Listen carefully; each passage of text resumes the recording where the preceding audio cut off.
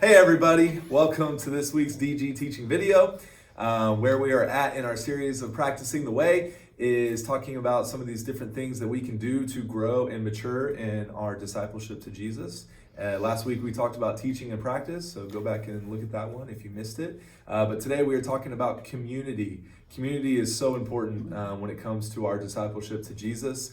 And that's why we really encourage you to always come and be a part of the things that we're doing, because we're trying to build a community. Because the reality is community is not optional for disciples of Jesus, right? Jesus lived this out, and we've adopted this from his lifestyle. He gathered at the temple on the Sabbath, just like we encourage everyone to gather together at church on Sundays. And then he lived life throughout the week in his community with his disciples. And so first off, what is community? It's very simply put, a group of believers striving to follow Jesus together, and you do that in your local church, right? And so, one, you're a part of one right now in a DG, well done. But there's many ways that we can grow and things that we can clarify as to how to live in community and how to do it well. But one of those clarifications is that community is not the same as a group of friends. And so, for instance, if you read Matthew chapter 10, verses 1 through 4, y'all go do that here in a second. You can see all the names of the 12 disciples. And some of them have descriptor words at the end of their name, pretty much sharing who they are.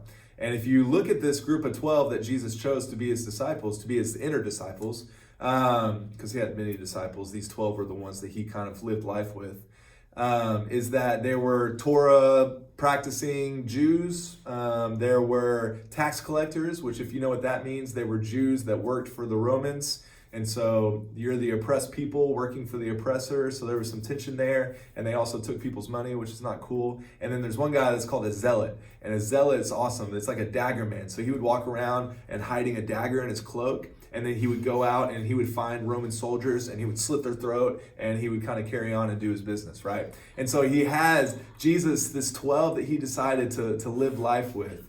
They couldn't have been any more diverse, couldn't have been any more different, from different backgrounds, different occupations, probably believed different things based on their environments. And so they came together to carry on the life of ministry and to learn from Jesus. And so that is so different than how you and I would choose friends. And so we want to make that clarification that community is not the same as a group of friends. And you might be asking why community, and Tim mentioned some good points, but really it shouldn't be an option. If you're trying to strive and be like Jesus, you need a community, you need accountability, you need people to be challenging you in your walk with the Lord.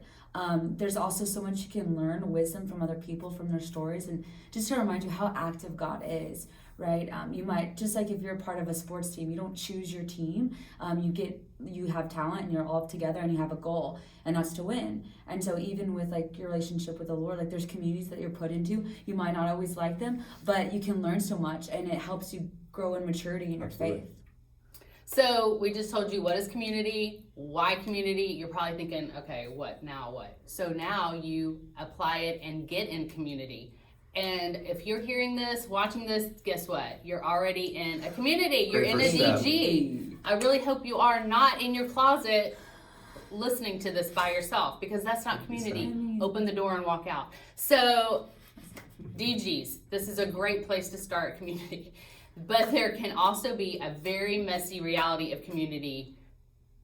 And so we challenge you, read Matthew 20 through 24. It's a little juicy bit of drama about some disciples, and then they get mad at each other. But it doesn't stop there. They continue their work because they are all together with a common goal and the common dream of sharing the gospel, sharing the love of Jesus. They put aside their differences and they focus on the goal. And that's what we need to do as well. And when we're in a community, we're not all going to get along. So the challenge is to live it out. If y'all are having problems sharing and being open and honest with your feelings and your experiences, then tell the group. Let's create that atmosphere to be open and honest with the group. But if you're still a little hesitant, then just talk directly with your leader, because we want your community to be safe and open, and y'all just come together and share the love of Jesus Christ. Thank y'all. We love y'all. Hey.